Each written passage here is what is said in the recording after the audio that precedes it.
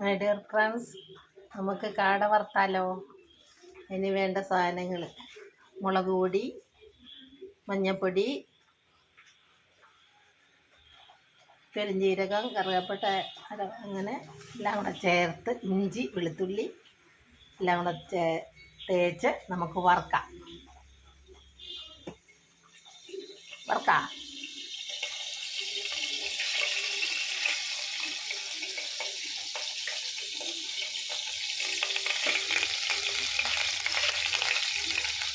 കുരുമുളക്,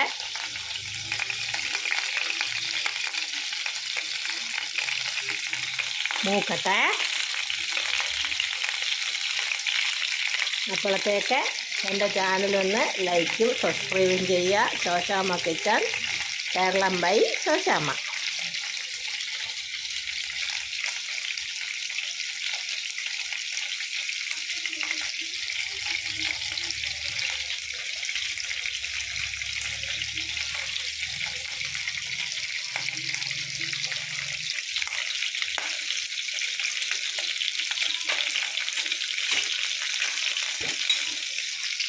അതൊന്ന് മറിച്ചിട്ട് കൊടുക്കാം.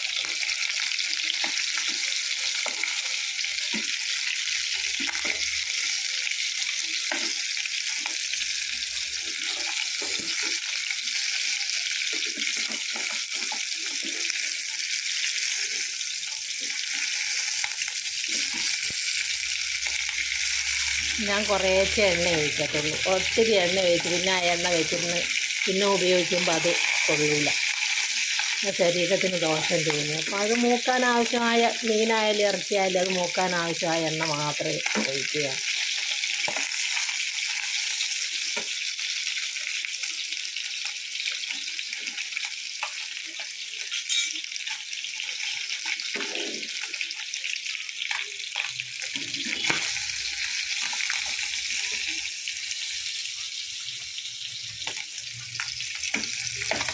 എൻ്റെ ചാനലൊന്ന് ലൈക്കും സബ്സ്ക്രൈബും ചെയ്യാൻ മറക്കണ്ട കേട്ടോ.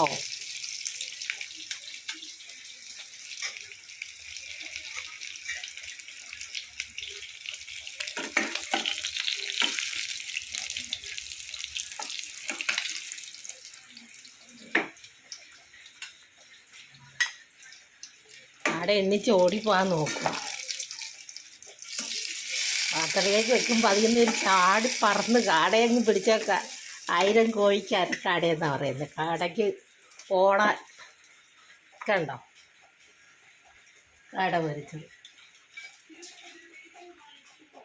അപ്പോഴത്തേക്ക് എൻ്റെ ചാനലൊന്ന് ലൈക്കും സബ്സ്ക്രൈബും ചെയ്യുക. Shoshamma kitchen, food channel, Kerala by Shoshamma. ഇതാ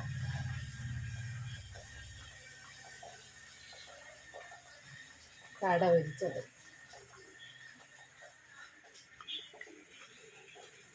കറണ്ട് പോയി, അതുകൊണ്ടാണ്. കണ്ടോ മസാലയെല്ലാം കൂടെ തേച്ച് വറുത്തതാണ്. കണ്ടോ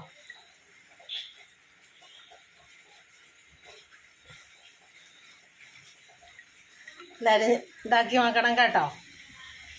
നമുക്ക് വീട്ടിൽ തന്നെ വറുക്കാം.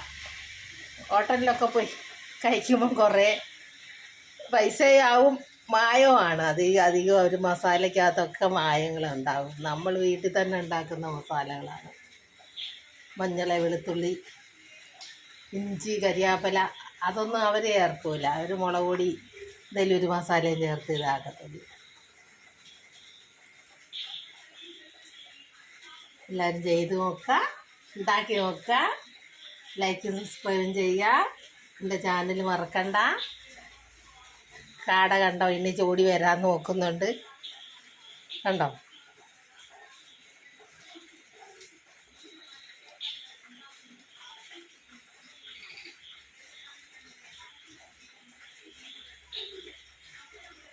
ഫോളോയും ചെയ്യുക, ലൈക്ക് ചെയ്യുക, സപ്പോർട്ട് ചെയ്യുക.